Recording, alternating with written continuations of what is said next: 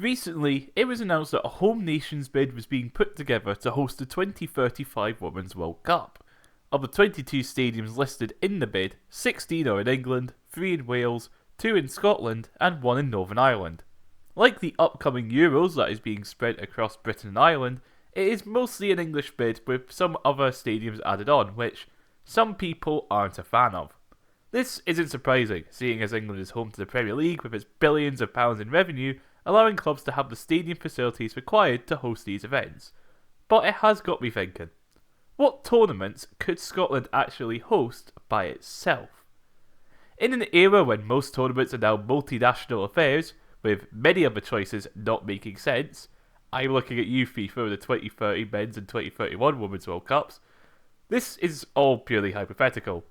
For this, I'm going to cover men's, women's, and youth football tournaments, starting off with FIFA before moving to UEFA competitions. FIFA will almost certainly never host a World Cup in Scotland.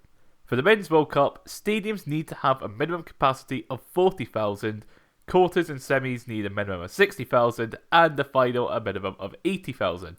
Unless Scotland becomes independent and decides to go down the petrol-state monarchy style of governments like Qatar or Saudi Arabia, we will never have stadiums of those sort of standards. The Women's World Cup, meanwhile, is a bit more feasible. 8 stadiums are required, of which a 65,000-seater stadium is required for the final, 40,000 minimum for quarters and semis, with 20,000 needed for other games. Scotland almost ticks these boxes already. Murrayfield in Edinburgh would host the final with its 67,000 capacity. Celtic Park sits at 60,000, whilst Hampden and Ibrox are about 51,000. Pittodrie in Aberdeen holds 20,866, Easter Road holds 20,421, while Tynecastle just misses the requirements at 19,852, but I'd imagine filling in some of the corners would certainly bring them over the threshold. The question lies, however, with where would an 8th 20,000 capacity ground be? The 8th largest stadium is Rugby Park at 15,000, followed by Tannadice at 14,000, Fir Park at 13,600, and Dens Park at 11,800. The issue with an 8th 20,000 seater stadium would be having a team capable of filling it to a reasonable extent. We've already seen the issues the previous 10,000 seater stadium rule had on some teams and how this negatively affects the atmosphere in the ground. Airdrie is a prime example, with the Excelsior Stadium holding 10,101 fans, but Airdrie's average attendance so far this season is 1,589. Kilmarnock, who play at the aforementioned Rugby Park, have an average attendance of just 6,046, which is only 40% of Rugby Park's capacity, so expanding that to 20,000 would only make it worse.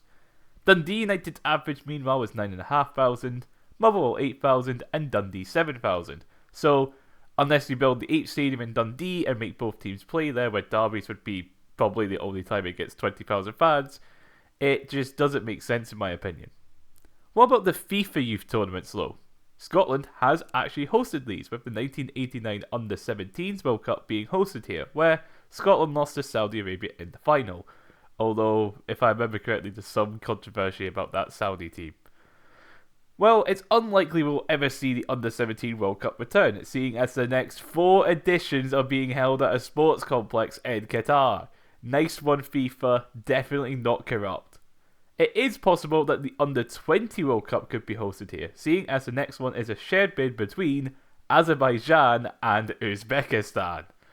Why would you do this? There's a massive sea in between them.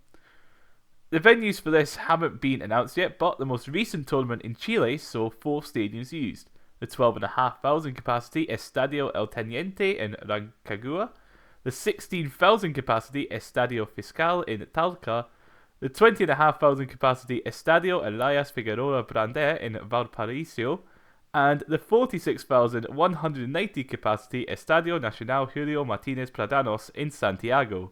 Considering this, a tournament spread across the Central Belt would be feasible, with Falkirk looking at expanding their stadium, Hampden for Glasgow, one of Easter Road or Tynecastle for Edinburgh, and probably Fir Park as the 4 grounds used, with possible additions of Rugby Park, Tannadice or Eastern Park in Dunfermline.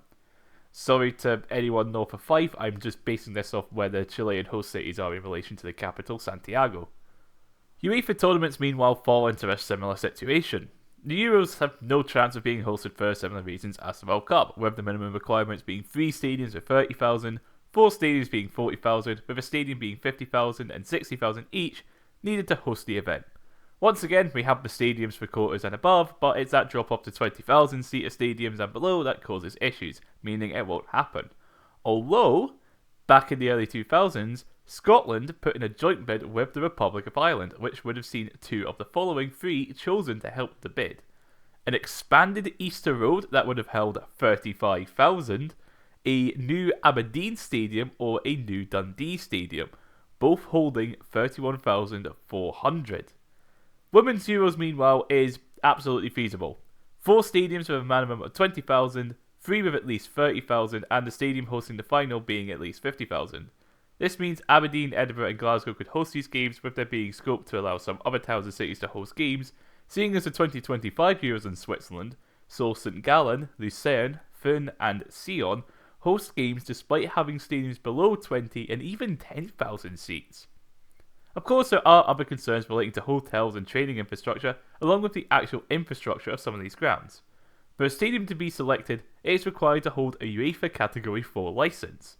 Currently, Murrayfield, Celtic Park, Hampden Park, Ibrox and Tynecastle hold a Category 4, although UEFA are now making it a requirement to compete in the league phase of the Champions League, Europa League and Conference League phases, so expect Easter Road and Pittodrie to join that list soon enough. It does beg the question of who else would be upgrading their stadium up to Category 4 though, as when it comes to European football, we only tend to have 3 teams make the league phases, and the upcoming seasons could only see 2 consistently in those stages when you consider the absolute hammering the coefficient has taken this season. Once again then, we are looking at youth competitions with both men and women's under 17s and under 19s only requiring a minimum of a Category 1 licence, which is held by every club in the Scottish Premiership except for Livingston and Falkirk, although St Johnstone also have the UEFA licence despite being in the Championship. Also, Ross County got refused a licence, which, considering their relegation, is a weird outlier, but they would have applied when they were still a Premiership side, so Falkirk better get ready just in case.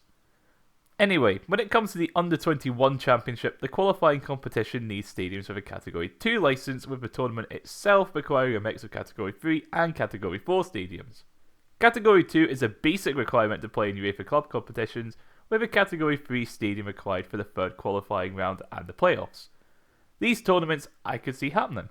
Scotland hosted the Under-19 tournament back in 1970 and the Under-17 tournament in 1998, and considering the upcoming hosts for these youth tournaments include Estonia, Latvia, Wales and a certain country that's in a bit of hot water, and that the upcoming Under-21 tournament is being jointly held by Albania and Serbia, I think Scotland should make a bid for at least one of these tournaments in the future. Of course, this begs the question, should we bid for these tournaments or should we continue to tag along as part of joint bids? I think it depends. With the 2028 Euros, when Casement Park in Belfast got removed, I would have liked to have seen a second Scottish stadium added, preferably Murrayfield, just to balance it out a bit better. England is more than capable of hosting these events itself, so understandable that a majority of the stadiums are there, but for the Women's Euros, could have just been England, couldn't it? If Scotland was to go for this tournament, then something akin to the 2008 Men's Euro bid would have worked better, whether it is Scotland and both islands, or Scotland and Wales. Maybe remove Ireland altogether and let the Republic and North co-host an event together. I mean, if Albania and Serbia can co-host, then surely these two can. Right? Anyway, I think having any sort of tournament, whether it's men's, women's or youth, would be great. We see how much enjoyment travelling to these tournaments brings, so why not be the hosts? Scottish hospitality and all that. That's all for this video, and of course I hope that you enjoyed it. What tournaments would you like to see hosted? What are your thoughts on joint bids? Let us know in the comments below. I know this isn't the Aki's video, but believe me, I am working on it alongside the boatload of uni work I've had this past month. Believe me, I have been working on this Aki's video. Release me! Release me! Anyway, liking, sharing, subscribing, hyping, they're all appreciated, and I will see you in the next video. Bye.